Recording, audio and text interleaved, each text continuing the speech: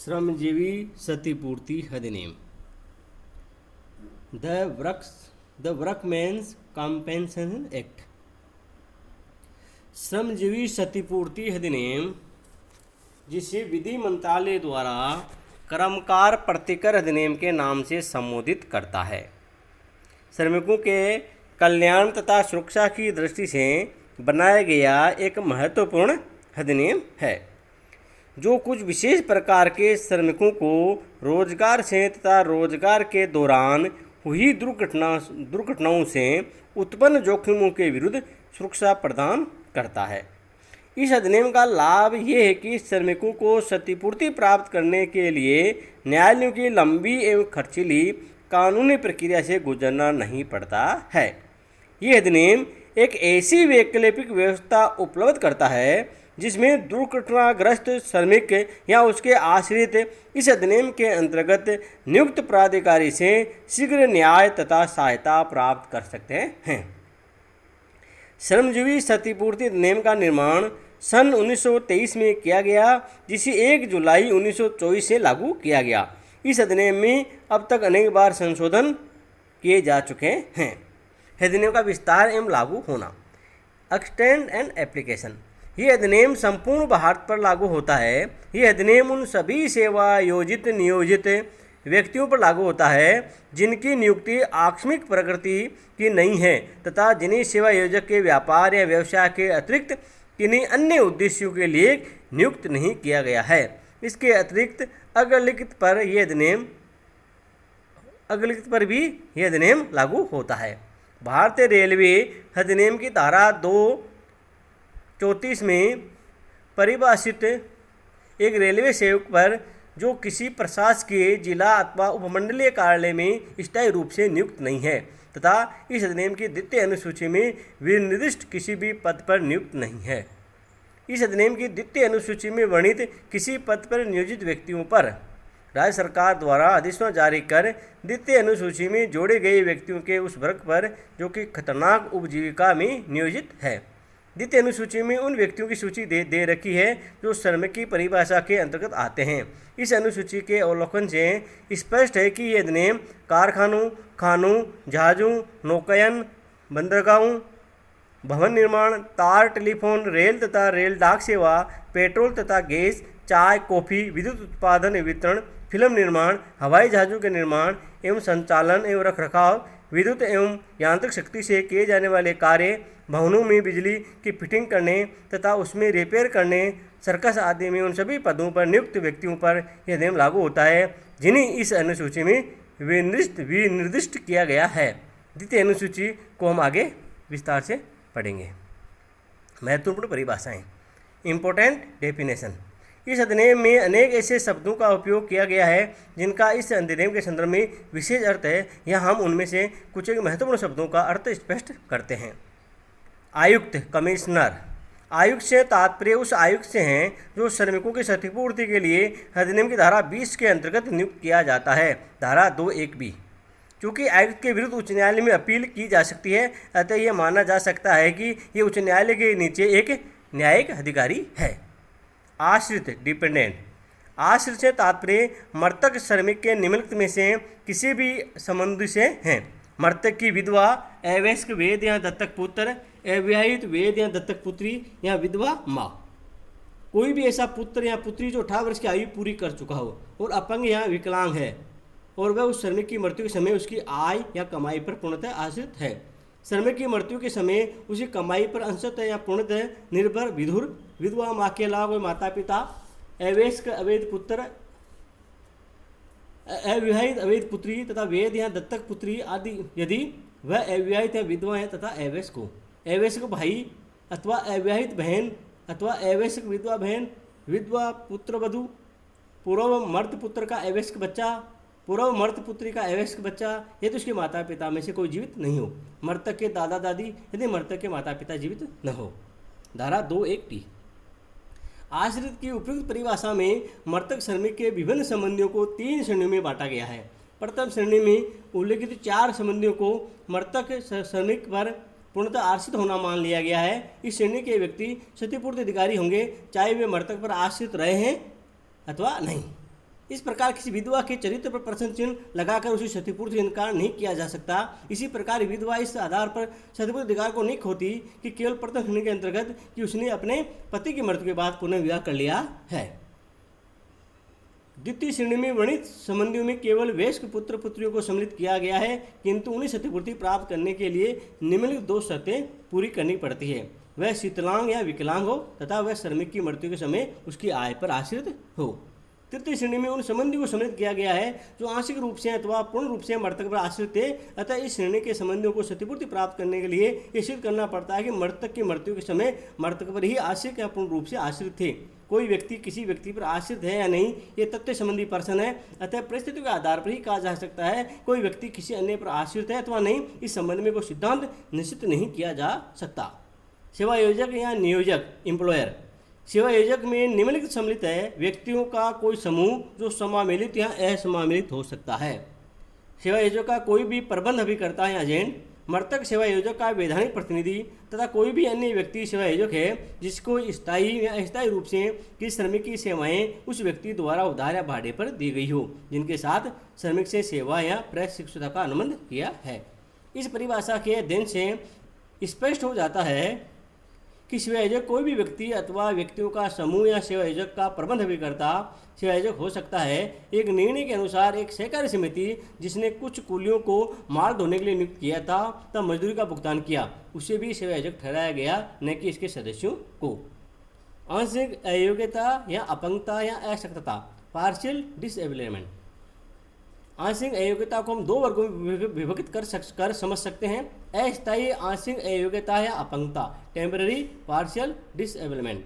यदि किसी श्रमिक की उस रोजगार में जिसमें वह दुर्घटना के समय कार्य करने में समर्थ था, दुर्घटना के फलस्वरूप ऐसे ही रोजगार या नियोजन में उसकी आय कमाने क्षमता में कमी आ जाती है और ऐसी कमी अस्थायी प्रकृति की है तो उस श्रमिक की अस्थायी आंशिक अयोग्यता हुई मानी जाती है। धारा 2(1)(g). स्थायी आंशिक अयोग्यता है अपंगता, परमानेंट पार्शियल डिसेबलमेंट। जब किसी श्रमिक की उनमें से प्रत्येक रोजगार में जिसमें दुर्घटना के समय कार्य करने में समर्थ था और दुर्घटना के कारण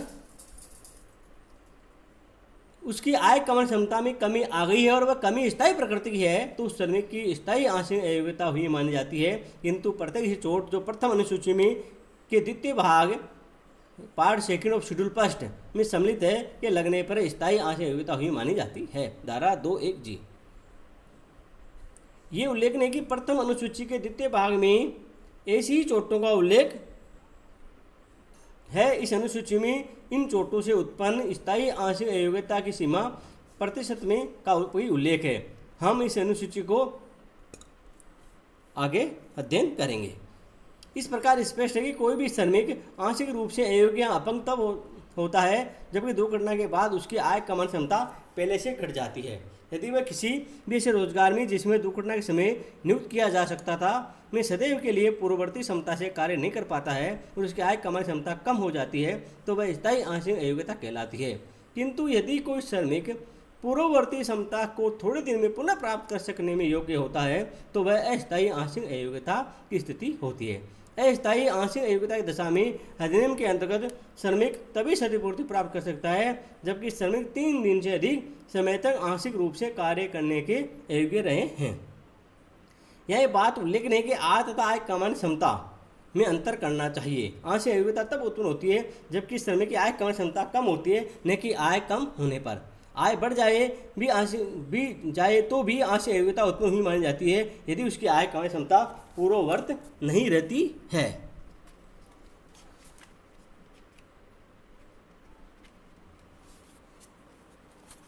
पूर्ण अयोग्यता या अपंगता या अशक्तता, टोटल डिसेबलमेंट। पूर्ण अयोग्यता से तात्पर्य किसी ऐसी स्थायी या अस्थायी अयोग्यता से हैं जो श्रमिक को ऐसे सभी कार्यों के लिए अयोग्य असमर्थ बना देती है जिनको करने के लिए दुर्घटना के समय वह समर्थ था। किंतु अधिनियम की प्रथम अनुसूची के प्रथम भाग में वर्णित प्रत्येक चोट के लगने पर स्थायी पूर्ण अयोग्यता उत्पन्न हुई मानी जाएगी। इसी प्रकार प्रथम अनुसूची के द्वितीय भाग में वर्णित चोटों सत्यों के प्रतिशत का योग 100% या अधिक होता है तो भी पूर्ण अयोग्यता उत्पन्न हुई मानी जाती है। इस धारा का विश्लेषण करने से निम्नलिखित तथ्य सामने आते हैं। पूर्ण अयोग्यता स्थायी या अस्थायी हो सकती है। पूर्ण अयोग्यता उत्पन्न हुई तभी मानी जाती है जबकि श्रमिक की उन समस्त कार्यों में आय कमाने क्षमता समाप्त हो जाती है जिनको वह दुख उठने के समय कर सकता था। इतना ही नहीं, यदि प्रथम अनुसूची में उल्लेखित 100% अयोग्यता उत्पन्न करने वाली चोटों के लगने पर भी पूर्ण अयोग्यता हुई मानी जाती है। पूर्ण अयोग्यता के कारण आय कमाने क्षमता स्थायी अथवा अस्थायी रूप से पूर्णतः समाप्त हो जाती है, किंतु श्रमिक की आय का समाप्त होना अनिवार्य नहीं है। यदि अनुसूची प्रथम के द्वितीय भाग में वर्णित 2 या अधिक चोटों के कारण 100 या अधिक प्रतिशत अधिक आंशिक अयोग्यता उत्पन्न होती है तो भी पूर्ण अयोग्यता उत्पन्न हुई मानी जाएगी। उदाहरण के रूप में एक श्रमिक के कंधे के जोड़ से एक हाथ तथा दूसरे हाथ की 4 अंगुलियां कार्य करते समय कट जाती है। ये दोनों ही आंशिक अयोग्यता हैं, किंतु अनुसूची प्रथम के द्वितीय भाग के अनुसार कंधे के जोड़ के 6 हाथ कटने पर 90% अयोग्यता तथा 4 अंगुलियों के कटने पर 50% अयोग्यता हुई मानी जाती है। दोनों योग 100% से अधिक हो गया, यानी 140% हो गया, तो ऐसी आंशिक अयोग्यता पूर्ण अयोग्यता ही मानी जाती है। मजदूरी से तात्पर्य काम के बदले दिए जाने वाले पारिश्रमिक से लगाया जाता है। इस अधिनियम के अनुसार मजदूरी में भी विशेषाधिकार तथा लाभ भी सम्मिलित है जिनके मूल्य की मुद्रा में गणना की जा सके, किंतु इसमें निम्नलिखित को सम्मिलित नहीं किया जाता: यात्रा भत्ता अथवा यात्रा संबंधी रियायत का नगद मूल्य तथा भविष्य निधि तथा पेंशन कोष में सेवायोजक द्वारा चुकाया गया अंशदान अथवा कर्मचारी द्वारा नियोजन के दौरान किए गए विशेष व्ययों के भुगतान की राशि। ये उल्लेखनीय मजदूरी में महंगाई भत्ता, निःशुल्क पानी की सुविधा तथा लाभ भागिता बोनस को मजदूरी में सम्मिलित किया गया है। गोदावरी शुगर मिल्स लिमिटेड बनाम शकुंतला के आधार पर। इलाहाबाद उच्च न्यायालय के एक निर्णय के अनुसार इस अधिनियम के अंतर्गत हदी समय मजदूरी ओवर टाइम वेजेज को मजदूरी में जोड़ा जाएगा। इसके अतिरिक्त महिला श्रमिकों को प्रसूति लाभ, सेवानिवृत्ति के समय प्राप्त अनुग्रह राशि, निःशुल्क आवास सुविधाएं भी मजदूरी में शामिल की जाती है। श्रमिक वर्कमैन। श्रमिक से तात्पर्य उस किसी भी व्यक्ति से है जिसकी नियुक्ति आकस्मिक प्रकृति की नहीं है, कैजुअल नेचर का जॉब नहीं है, तथा जो सेवायोजक के व्यापार या व्यवसाय के अतिरिक्त किन्हीं अन्य उद्देश्यों के लिए नियुक्त नहीं किया गया है। इसमें निम्नलिखित भी सम्मिलित है: भारतीय रेलवे अधिनियम की धारा 234 में परिभाषित एक रेलवे सेवक जो रेलवे के किसी प्रशासकीय जिला तथा उपमंडलीय कार्यालय में स्थायी रूप से नियुक्त है तथा द्वितीय अनुसूची में विनिर्दिष्ट किसी भी पद पर नियुक्त नहीं है, अथवा जहाँ का कप्तान, जहाज का कप्तान, नाविक अथवा नाविक दल के अन्य सदस्य, वायुयान का कप्तान अथवा वायुयान दल के अन्य सदस्य, किसी मोटरयान के संबंध में नियुक्त ड्राइवर, हेल्पर, मैकेनिक, क्लीनर अथवा अन्य किसी स्थिति में नियुक्त व्यक्ति, किसी कंपनी द्वारा विदेश में कार्य करने के लिए नियुक्त व्यक्ति तथा द्वितीय अनुसूची में विनिर्दिष्ट पद पर अथवा भारत में पंजीकृत किसी जहाज, वायुयान या मोटरयान या कंपनी में भारत के बाहर नियुक्त व्यक्ति, अथवा वे इस अधिनियम श्रमजीवी क्षतिपूर्ति अधिनियम की द्वितीय अनुसूची में विनिर्दिष्ट पद पर नियुक्त है, चाहे नियुक्ति का अनुबंध इस अधिनियम के लागू होने के पहले या बाद में किया गया हो। ऐसा अनुबंध स्पष्ट, गर्भित, मौखिक या लिखित हो सकता है, किंतु भारतीय सशस्त्र सेना के सदस्य के रूप में कार्यरत व्यक्ति इसमें सम्मिलित नहीं है। यदि किसी चोटग्रस्त श्रमिक का संदर्भ होगा तो उसकी मृत्यु दशा में श्रमिक शब्द में उसके किसी या सभी आश्रितों को भी सम्मिलित किया जाएगा। 31 मई 1995 को संशोधित धारा 21N। द्वितीय अनुसूची में वर्णित व्यक्ति।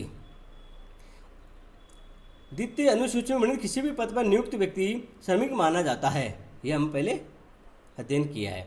इस अनुसूची में वर्णित सभी पदों की सूची बहुत लंबी है, जिनका यहाँ ज्यों का त्यों वर्णन करना संभव नहीं है, किंतु हम उनका सार संक्षेप दे रहे हैं। मई 1995 के संशोधन के बाद इस अनुसूची के निम्नलिखित व्यक्ति या पदों पर कार्यरत व्यक्ति श्रमिक माने जाते हैं: रेलवे में नियुक्त व्यक्ति जो कलरक या प्रबंधक या प्रशासक की स्थिति में कार्य नहीं करते हैं, कारखाने के परिसर में नियुक्त श्रमिक जो निर्माण कार्य से संबंध हो, किसी वस्तु के निर्माण, परिवर्तन, रिपेयर, सुसज्जा आदि के कार्यों में किसी ऐसे परिसर में कार्य श्रमिक जिसमें 20 या अधिक व्यक्ति नियुक्त हैं, सेवायोजक के व्यवसाय के संबंध में विस्फोटकों के निर्माण या उनके ढोने के कार्य भी में नियुक्त व्यक्ति, खान अधिनियम के अंतर्गत खान श्रमिक, जहाज के कप्तान या नाविक, जहाज में माल चढ़ाने उतारने, रिपेयर, पेंट यानी जहाज संबंधी कार्य करने वाले श्रमिक, किसी भवन, बांध, सड़क, पुल, सुरंग, नहर आदि निर्माण में लगे श्रमिक, तार, टेलीफोन आदि की लाइनों के तार बिछाने या रिपेयर करने वाले श्रमिक, किंतु वे इलेक्ट्रीशियन नहीं हो,